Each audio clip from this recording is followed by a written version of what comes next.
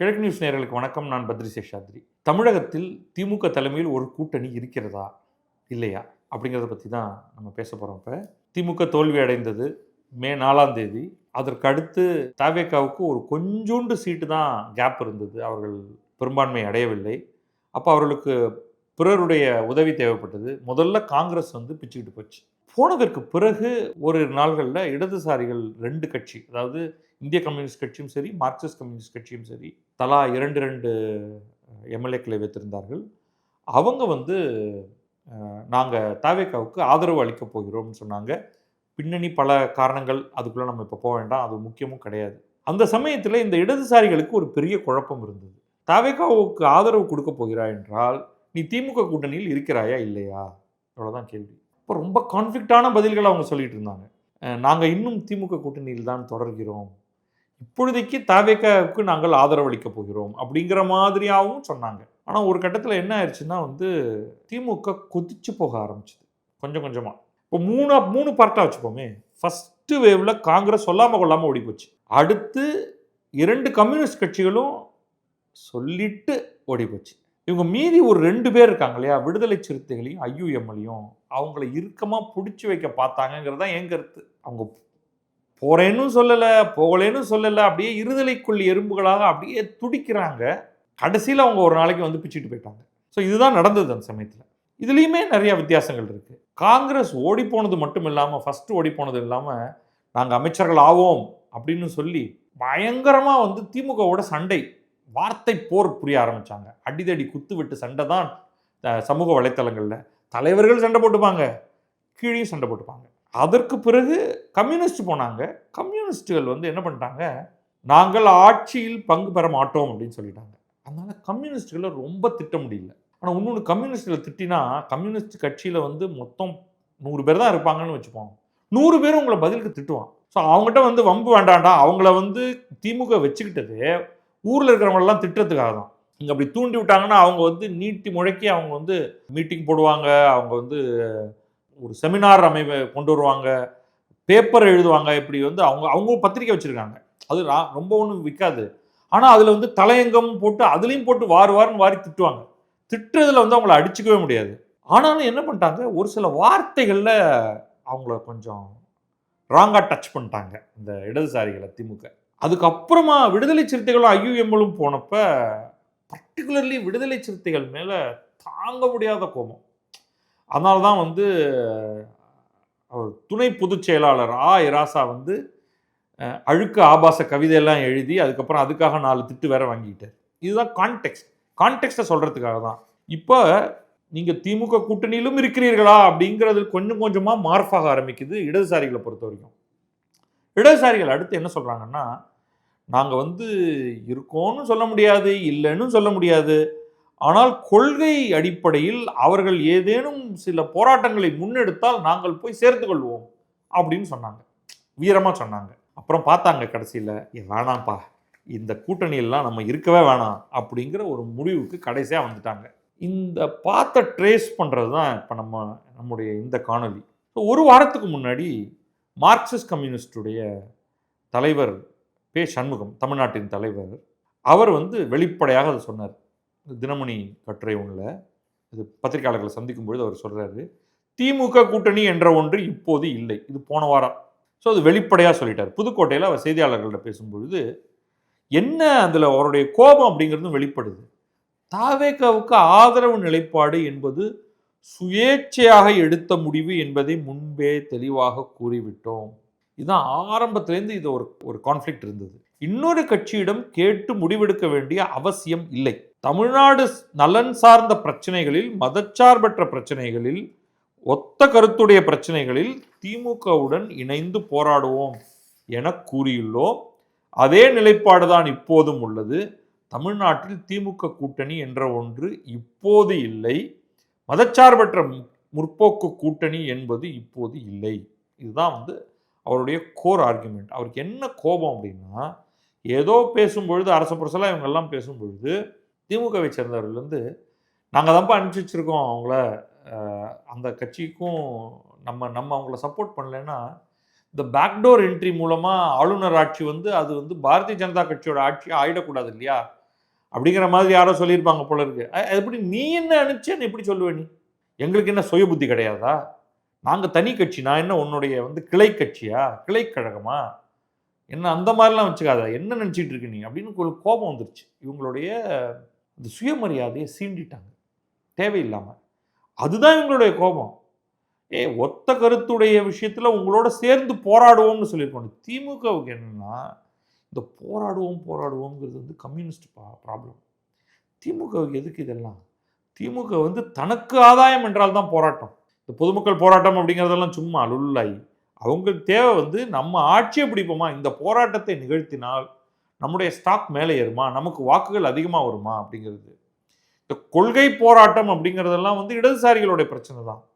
அப்போ நீ ஒன்று என் ஃப்ரெண்டா இரு, இல்லைன்னா நீ என் ஃப்ரெண்டா இல்லை. அது என்ன கொள்கைக்காக நாங்கள்லாம் ஒன்றா சேர்ந்து வரணும் அப்படிங்கிறது தான் இங்கே பிரச்சனையே. திமுக இவங்க எல்லாரும் விட்டுட்டு போயிட்டாங்கங்கிறதுல ஒரு கோபத்தில் இருக்குது. முக்கியமாக காங்கிரஸ் மேலே கடும் கோபம், இடதுசாரிகள் மேலே கொஞ்சம் கோபம், விடுதலை சிறுத்தைகள் மேலே அது இனம் புரியாத ஒரு உணர்வு. அது நீ என்னடா பிச்சுட்டு போயிட்ட, நீ வா வச்சுக்கிறேன் உன்னை, ஒரு நாளைக்கு வருவேல்ல என் வீட்டுக்கு, அப்போ பார்த்துக்கிறேன் உன்னை அப்படிங்கிற மாதிரியான ஒரு கோபம். அது ஐயுஎம்எல்கிட்ட ரொம்ப கோச்சிக்க முடியாது. இதெல்லாம் ரொம்ப ரொம்ப நிறைய கான்ஃப்ளிக்டான விஷயங்கள்லாம் இருக்குது. இன்ஃபேக்ட் திட்டுறதுக்கு கூட ஐயுஎம்எல்லை திட்டணும்னா ஒரு முஸ்லீம் தலைவர் ஒருத்தரை வச்சு தான் திட்டணும். அதே மாதிரி விடுதலை சிறுத்தைகளை திட்டணும் அப்படின்னா அதுக்கு நம்ம ஒரு தலித் தலைவரை வச்சு தான் திட்டணும் அப்படின்லாம் ரொம்ப அழகான கட்டமைப்பு வச்சுருக்காங்க திமுகவில். ஸோ அவங்க இப்போ என்னென்னா, நாளைக்கு அவங்க என்ன ஒரு நாடு தழுவிய போராட்டம்னு ஏதாவது ஒன்று உருவாக்க போகிறாங்களா? ஒன்றும் கிடையாது. இப்பொழுதைக்கு அவங்களுக்கு ஒரே போராட்டம் தான், தவிக்கவே ஆட்சியிலிருந்து நீக்குவது. என்ன சொல்லிக்கிட்டே இருக்காங்க, இந்த ஆட்சி 6 மாதம் கூட தாங்காது, 6 மாதம் வரை நாங்கள் ஒன்றும் விமர்சிக்க மாட்டோம் என்று சொல்லியிருந்தோம். ஆனால் 6 மாதம் என்ன, 5 மாதம் என்ன, 4 மாதம் என்ன, 3 மாதம் கூட தாங்காது அப்படின்னு குளத்தூர் நாயகர் ஸ்டாலின் வேற சொல்லியிருக்காரு இல்லையா? அது இடதுசாரிகளுக்கு இன்னும் கோபத்தை வர வச்சிருச்சு. அது சொல்லிட்டாரு சண்முகம், மக்களால் தேர்ந்தெடுக்கப்பட்ட கட்சி 3 மாதங்களுக்கு கூட தாங்காது என எப்படி சொல்லலாம்? சொல்லக்கூடாது. மு.க. ஸ்டாலின், எடப்பாடி பழனிசாமி யார் கூறினாலும் அது தவறு. எல்லா வாக்குறுதிகளையும் முழுமையாக நிறைவேற்றிவிட முடியாது. இங்கு எதுவும் புதிதாக நடந்து விடவில்லை அப்படின்னு சொல்லிட்டு அவர் அதிமுகவின் அழிவுக்கு பாஜக தான் காரணம். அதிமுக காரணம் இல்லை, அதிமுகவோட அழிவுக்கு.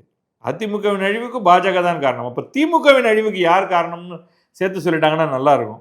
பாஜகவின் மத வெறி நடவடிக்கைக்கு எதிராக காங்கிரசுடன் இணைந்து உருவாக்கியது தான் இந்தியா கூட்டணி. எங்கள் அகில இந்திய தலைவர்கள் அதில் பங்கேற்பார்கள் அப்படின்னு சண்முகம் சொல்லிட்டார். அதுக்கு பிறகு இந்தியா கூட்டணியோடைய சந்திப்பு நிகழ்ந்தது. அது முடிஞ்சதுக்கு பிறகு இப்போ இந்திய கம்யூனிஸ்டோடைய தலைவர் வீரபாண்டியன் அவர் வெளிப்படையாக சொல்லிட்டார், தமிழக அரசியலில் குழப்பமான சூழல் நிலவுகிறது. திமுக கூட்டணியில் இப்போது உள்ள சூழலில் இடம் பெற முடியாது. இப்போ நாங்கள் இடம் பெறவில்லைன்னு சொல்லலை, இடம் பெற முடியாது அப்படின்னு சொல்றாரு. ஏன்னா அவங்களுடைய போக்கு சரியில்லை அப்படிங்கிறது தான் அவருடைய அந்த வார்த்தையுடைய அர்த்தம். உள்ளாட்சி மக்களவை தேர்தலின் போது விவாதித்து யாருடன் கூட்டணி என முடிவெடுப்போம் அப்படின்னு சொல்லியிருக்காரு.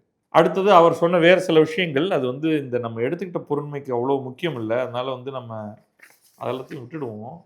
5 தொகுதிகளுக்கான இடைத்தேர்தல் அறிவிக்கப்பட்டவுடன் இந்திய கம்யூனிஸ்ட் மாநில குழு கூடி ஆலோசித்து அப்போதைய சூழலுக்கு ஏற்ப யாருடன் அணி சேர்வது என முடிவெடுப்போம். இதுதான் கம்யூனிஸ்டுகள் அப்பப்போ இந்த மாதிரிலாம் நல்ல இன்ட்ரெஸ்டிங்கான ஜோக்கெலாம் கொடுப்பாங்க.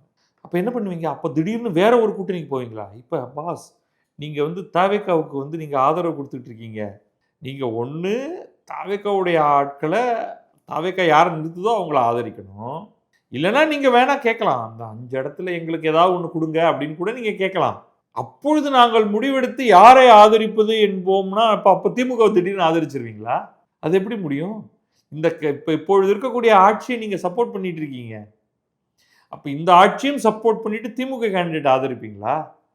எனக்கு புரியல, எனக்கு இது நீங்கள் என்ன சொல்கிறீங்க அப்படின்ட்டு. தற்போது திமுக கூட்டணியிலிருந்து காங்கிரஸ் விலகிவிட்டது. திமுகவும் இந்தியா கூட்டணியில் இடம்பெற மாட்டோம் என அறிவித்து விட்டது. வேறு சில கட்சிகளும் தாவேக அமைச்சரவையில் அங்கம் வகிக்கின்றன. திமுக, அதிமுக, தாவேக ஆகியவை ஜனநாயக சக்திகள். புதுசாக கண்டுபிடிச்சிருக்காங்க. இதில் அதிமுகவும் சேர்த்துக்கிட்டாங்க. அதிமுக பாரதிய ஜனதாவுடன் இருக்கும் பொழுது ஜனநாயக சக்தி இல்லை, தனியாக இருக்கும் பொழுது ஜனநாயக சக்தி, அதையும் சொல்லிடுறாங்க பின்னாடி. நாட்டு நலன் கருதி அவர்களுடன் இணைந்து எங்களால் பணியாற்ற முடியும் சிக்னல் அனுப்பிச்சிட்டாங்க. பாஸ், இப்போ கூட நாங்கள் திமுகவுடையோ அதிமுகவுடையோ தாவேக்காவுடையோ இவங்க யாரோடு வேண்டுமானாலும் எங்களால் பணியாற்ற முடியும். அதனால் அடுத்து வரக்கூடிய தேர்தலில் பாரதிய ஜனதா இல்லை அப்படின்னா இந்த மூன்றில் யாரோடு வேண்டுமானாலும் நாங்கள் பணியாற்ற தயாராக இருக்கிறோம் அப்படின்னு சொல்லிட்டாங்க. எங்களுக்கு ஒரே ஒரு பகைமுரண் ஆர்எஸ்எஸ் பாஜக தான். மற்றபடி தமிழகத்தில் எந்த அரசியல் கட்சியுடனும் எங்களுக்கு பகைமுரண் இல்லை. திரும்ப சண்முகம் சொன்ன அதே விஷயம், இடதுசாரி அமைப்புகளில் முக்கிய முடிவுகளை எடுக்க பல்வேறு குழுக்கள் உள்ளன. எனவே தவேக அரசுக்கு ஆதரவளிக்க நாங்கள் தான் கூறினோம் என முன்னாள் முதல்வர் ஸ்டாலின் பேசி இருக்கக்கூடாது. அது தவறு. திமுகவுடன் இப்போது ஒரு கூட்டணி சூழல் இல்லை. தவேக அரசுக்கு வெளியிலிருந்து ஆதரவளிக்கிறோம். இதெல்லாம் தெரிஞ்ச விஷயம்தான் என்ன. ஸோ இதுதான் திரும்ப திரும்ப இதுதான் அவர் சொல்லிட்டு இருக்காரு. நாங்கள் திமுக அதிமுக தவேக இவங்களோடெல்லாம் ஒர்க் பண்ண தயாராக இருக்கும். அவங்களோட கூட்டணியும் போட தயாராக இருக்கும் தேர்தலில் நிற்கிறதுக்கு. அல்லது வெளியிலிருந்து இவர்களுடைய ஆட்சி எதுவாக இருந்தாலும் அதை ஆதரிக்க தயாராக இருக்கும். பாரதிய ஜனதா மட்டும் அங்கே இருக்கக்கூடாது. அது மட்டும் இருக்கக்கூடாது. முதல்வர் விஜய்க்கு சில அறிவுரைகளும் சொல்கிறாரு. முதல்வர் விஜய் பத்திரிகை ஊடகங்களை சந்தித்து கருத்துக்களை பேச வேண்டும். அதுதான் ஜனநாயகம். தமிழகத்தில் எந்த தொலைக்காட்சியையும் இருட்டடிப்பு செய்து முடக்கக்கூடாது. யூடியூபர்கள் யாரையும் கைது செய்யக்கூடாது. முதல் அரசியல் கட்சி வெளிப்படையாக இந்த விஷயத்தை சொல்லியிருக்கிறது இவர் தான். அதுக்காக நிச்சயமாக இவரை பாராட்டணும். யாரேனும் வரம்பை மீறினால் சட்ட நடவடிக்கை மட்டுமே எடுக்கலாம். இதை பற்றி நம்ம தனியாக ஒரு காணொலி பண்ணியிருக்கேன். வழக்கறிஞர் சந்திரசேகரனோட டீட்டெயில்டாக பேசி எடுத்த எடுப்பில் கைது பண்ண முடியாது. சட்டபூர்வமாக அவர்கள் மீது நடவடிக்கை எடுக்கலாம். முதல் தகவல் அறிக்கை பதியலாம். அவரை நீதிமன்றத்துக்கு கொண்டு சென்று அவர் மீது வழக்கு நடத்தலாம். அந்த வழக்கு முடிந்து அந்த வழக்கில் கீழமை நீதிமன்றம் விசாரணை நீதிமன்றம் ஏதேனும் தண்டனை கொடுத்தால்தான் நீங்கள் அவரை சிறைக்கு அனுப்ப முடியும். ஆனால் நம்ம ஊரில் எடுத்த எடுப்புலையே கைதை பண்ணி தூக்கி உள்ளே போட்டு விட்டுறாங்க. அது தவறு என்று இதை அக்னாலஜ் பண்ண இது சரியான பாயிண்ட்டை சொன்ன மு. வீரபாண்டியன் அவர்களுக்கு உடைய பாராட்டுகளை தெரிவித்துக் கொள்வோம். அவர் தான் கரெக்டாக பேசியிருக்காரு. பட் ஓவரால் இந்த விஷயத்தை பொறுத்த வரைக்கும் திமுகவோடு இம்மீடியட்டாக கூட்டணி இல்லை அப்படின்னு முடிவு பண்ணியிருக்காங்க.